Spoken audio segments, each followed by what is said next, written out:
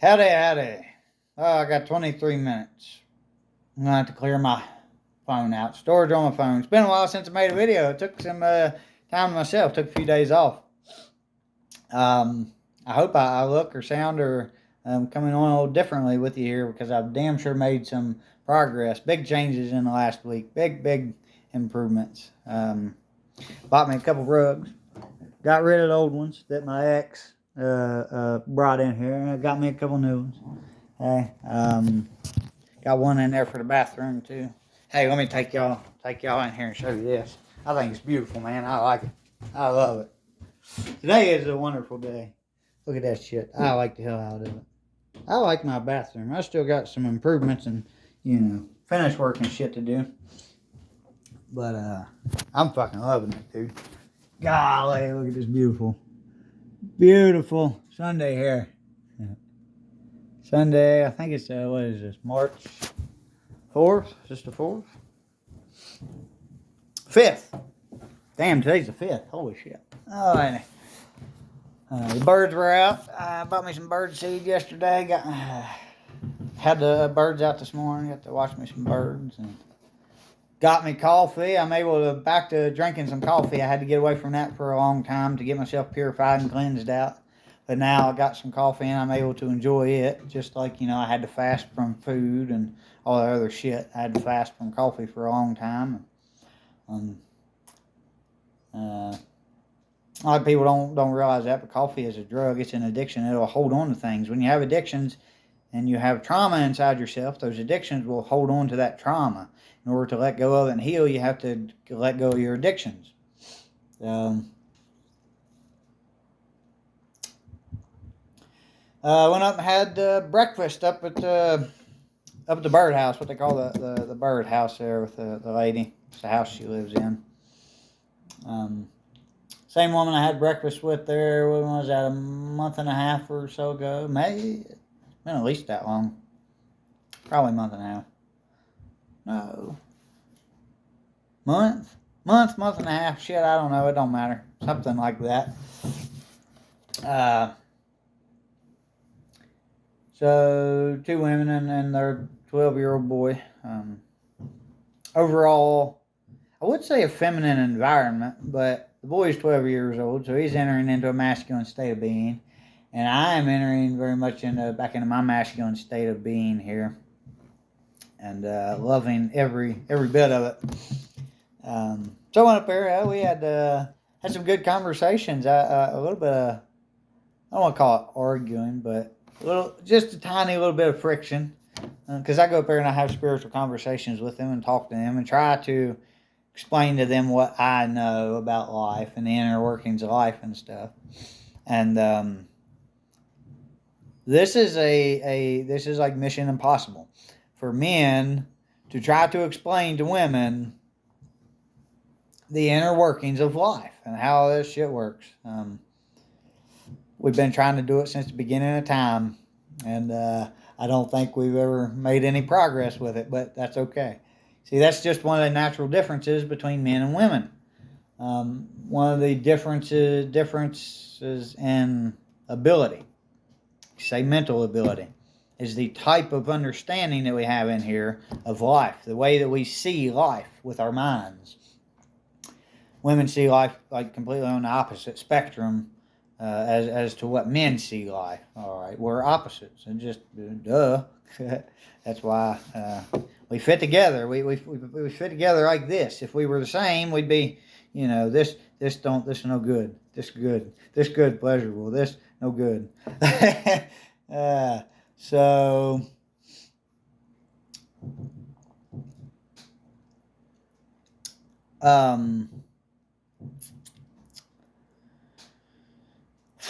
spiritually, I am trying to take this is knowledge, spiritual knowledge, and insert it into the emptiness or the unknowing of these women, the lack of understanding I have for it. There's an empty space there, and I'm trying to fill it with knowledge. Okay? If they listen to me, that depends on me. They're only going to listen to me if I deliver this knowledge in a pleasing manner, in a pleasing or acceptable manner. It may be a little tough in the beginning. They may not want to accept it or open up to it. But if I do it right, they will open up to it. And yes, I am kind of comparing this to the act of sex, because it's the same. It's the same process, except in a different manner. Everything in life works the same way as far as masculine and feminine energies. Feminine energy will only open up one of two ways. Either it chooses to open up, which is the proper good way of doing it. Yeah, I say the proper. That's the good way of doing it. Or the masculine energy has to force its way in. Regardless, there's force. There's a little bit of force involved no matter what. Friction. If there wasn't friction, there would be no pleasure. But if there's too much friction, it becomes painful. I'm not going to break all that down and get into the whole aspect of raping or in the beginning, a man has to force his way in, okay? There has to be pressure applied. When I say in the beginning, I mean like in the beginning of time. Now, as the more that the feminine side of life and the masculine side, so the more men and women are educated, the less friction has to be involved, the less pressure, and the more pleasure there will be. If you're ignorant, which everybody is in the beginning, everybody's ignorant. It doesn't matter what you tell somebody. You have to... The knowledge I'm talking about comes from experience. So, what the hell? I got a bump on my head. But that experience can come from anywhere in life. You don't have to have sex in order to know how to be gentle and how to open up a woman. Men need to learn to know what it feels like to be vulnerable at a young age. So they need to learn to work hard and kind of be broken off in a physical sense. Or anything that causes them to struggle and to enter into that chaotic, vulnerable place in life. This will help a man to develop an understanding for the vulnerability of a woman, the sensitivity of a woman. Let me put it that way. Okay. So when a man hits in working or something, and it gets hard, his muscles get weak and stuff, he gets vulnerable, he'll get irritated, he'll get frustrated, he will, if he does not have self-control, if he's not taught self-control, one way or another, he will lose control of himself, he'll become frustrated and aggravated and pissed off, he'll throw a goddamn tantrum and all kinds of bullshit. That tantrum is basically him trying to rape life, because he's not actually knowledgeable enough, mentally strong enough to do what he needs to do, or wise enough. He doesn't have enough wisdom in him. You know, there's many different ways of looking at this. So he doesn't have enough experience. Okay, this is a lack of experience is kind of what it boils down to. And discipline. Lack of experience as well as masculine discipline in teaching. It's like kids, they throw fucking tantrums and everything, and just a lot of women and a lot of men these days, they just let them do it. Let them throw a fucking tantrum. Women are far more likely to let them do this than men are. Because a masculine attribute is discipline. So even women, if you're a woman who's raising kids by herself, she is absolutely necessary that she has masculine attributes about herself. She cannot be afraid to discipline her child when she needs to, because there's a need for it, an absolute need. It has to be there. Without discipline, there is no structure. Without structure, nothing is able to grow. Trees, plants, people, life. We all have to have structure. We have bones, structure to the bone. Okay, well, we need spiritual structure as well, which comes from knowledge, teaching, and instilling discipline into our youth. It's absolutely necessary for quality and the growth and development of life. So I was up here, and for really the first time. So the last time I was up there, I had a moment where I was able to instill some masculine teachings and speak my mind and stuff.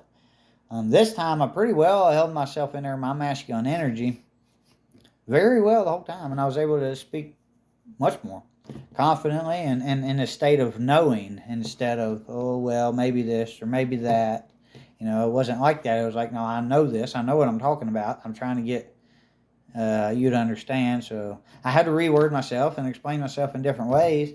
So that's my challenge. My challenge is figuring out how to move around, and it's a little bit of foreplay. There's foreplay involved. I got to move around and work the situation to get these women to open up to what I'm trying to teach them. And they do. And this is me against two women. So that's pretty good there. Pretty damn good, if I can get two women to listen to me and not completely gang up on me. There was some friction, because especially the older one, she was kind of like throwing stuff back at me, little humorous comments at me, but they was humorous, but also, I don't want to say attacking comments, but what's the word? Sarcastic, kind of sarcastic comments at me, like, "Oh, men are knowing," and just whatever. Hey, that's all right. That's okay. I can take that. I can handle that. You should be able to. As a man, you're going to have to expect that from women. You're just going to have to be able to take that. They're going to do that.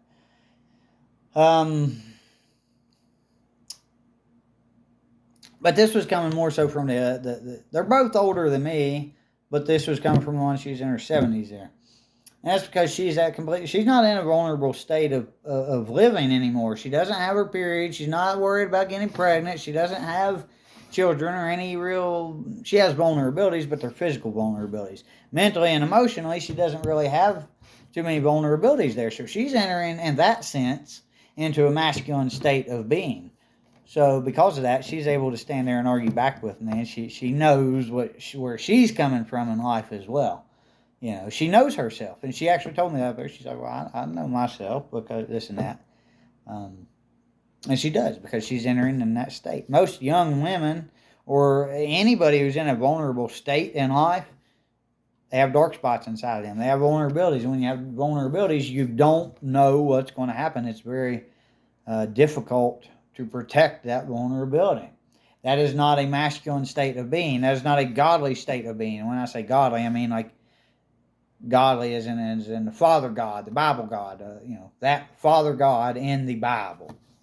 Hey, that is a wholesome God who did not have a vulnerable place. His vulnerability was not exposed until he sent his son to the world. And then we stripped him down and placed him on a cross and ripped him to pieces. That was God's vulnerability. God's vulnerability was his love for his people, for the world, for his feminine side. The world was God's feminine, a woman. Okay? And I know this because this is exactly how it was for me and my ex. The reason I understand this whole process is because the experience I have been through in my life with my ex. I have been through I can say the entire experience in the Bible, because I've been through the entire process. But we all go through it differently, so we all have our own different unique perspectives on it. But I understand the whole entire process. So yes, I've completed the whole thing there in its entirety. A minimum of 2 times. Really and truly, I've completed it multiple times on a small spectrum, on a small scale. But on 2 major scales, I have completed it twice. The first time I completely connected to God. I was 28 years old when that happened. Now, this last time, it took me over a year. Well, I fell away, and it's been a year and a half since I fell away from God. Over a year and a half. No, let me think. Right at a year and a half. Fell away from God. And now I've completed the process on a big scale again. Okay? So come back into my knowing, my masculine side or being. So this time is not like it was the first time. The first time it was this major shift and change inside of me. I felt it all at once. This time it has been very gradual.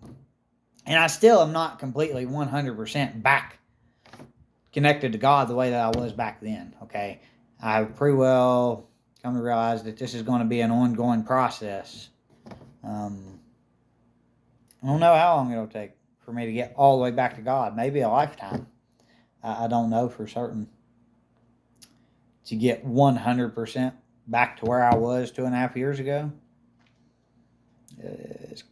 I don't know. The number 40 comes to mind quite a bit. 40 is a very big number for me.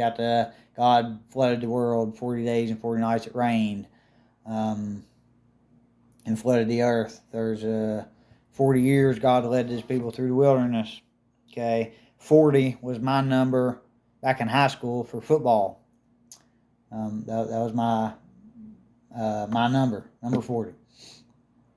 And I still got the sweats to prove it. Y'all see that in my videos. I wear them sweats, the sweatshirt and the sweatpants with the number 40 on it. So honestly, there's a big part of me that feels like at 40 years old is going to be a major shift in my life, or a high point or a connecting point to God. Okay, so until then, I have learned to enjoy the process, to enjoy the journey. Every single time I complete the process, I get a little piece of myself back. Sometimes I get bigger pieces back, and sometimes they're smaller pieces. Sometimes it all just kind of comes in all at once, and I get a lot of myself back together, and it's just kind of a big step up. And then other times, most of the time, it's just one little tiny step here at a time, one tiny step at a time.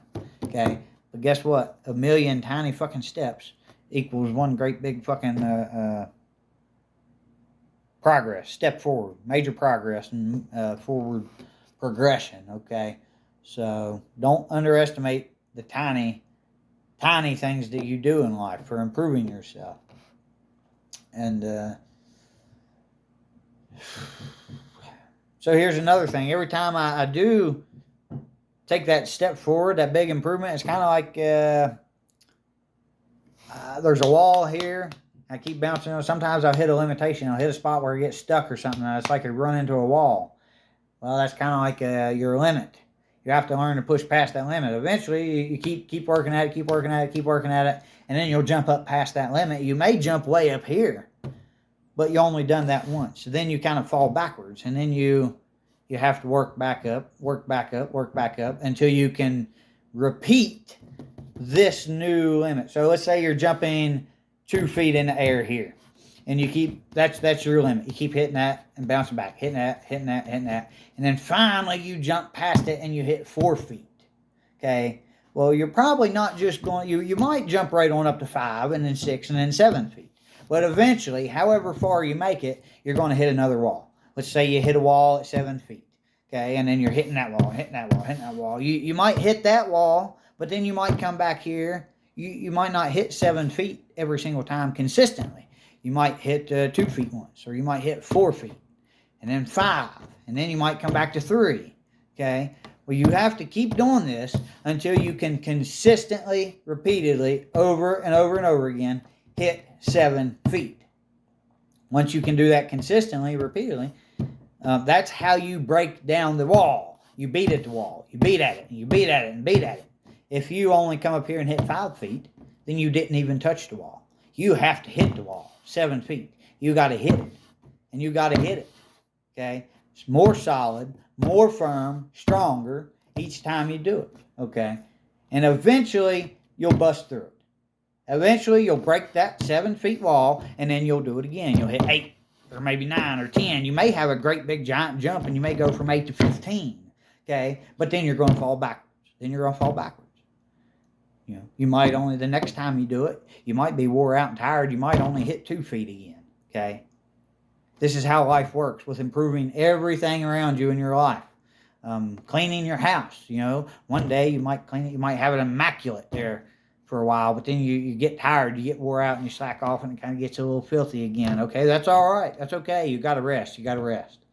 But as soon as you get rested up, you got to get back into it, and you got to clean it. And then you got to try to do better than you've done before. Always try to do better. Always do the best you can. Okay, that right there is the key ingredient to getting better. If the best you can is only jumping 2 feet, you jump 2 feet. Okay, if you need to rest, if that's the best you can do is rest. You have to rest. There's times, you rest when you're able to rest, because sometimes you're not able to. You have to keep going. So what do? You do the best you can. If you can only jump 2 feet, jump 2 feet. If you can jump 15 feet, jump 15 feet. Do the best you can every single time. Every single individual time. No time is exactly the same as it was the last time. You may jump 15 feet twice. That's not the same jump. Those are 2 different jumps. And the first one, you chipped at the wall. So now the wall is different. the second jump is different than the first one. So now you make another chip at the wall. Okay? You're never, ever, ever repeating the same thing twice in life. So persistency. Don't ever feel like you're doing the same thing twice, because you're not. Persistency. Stay persistent. Don't forget to learn. Don't go beating your fucking head against the wall and the only damage you're doing is to your head and you're not doing damage to the wall. If what you're doing isn't working and making any type of forward progress, you got to change up what you're doing and do it differently. Okay? If you can't jump past 15 feet anymore, start jumping sideways. Start jumping sideways and diagonal and all this other stuff. You know what that's going to do? That's going to strengthen different muscles in your legs. Let's just, metaphorically follow with me. That'll strengthen your legs in different ways, different muscles and stuff. And overall, the overall strength of your leg will strengthen and develop. So then you do all that stuff, all that crazy stuff for a while. So when you're done, after you've done that for a while, then you get back into jumping your fucking head first, right into the fucking wall. And you beat the fucking wall down because you just break through it, because now your fucking legs are far more powerful than they ever were. You have to get creative. When you fucking hit a rut in life, you have to get creative. You have to go outside of your straight line way of thinking and develop your mind and your body in ways that you didn't even think were imaginable, okay? So that's what it means when people say surrender, submit to God. That's what God will do with you. God will pull you and take you here and there and all over the fucking place.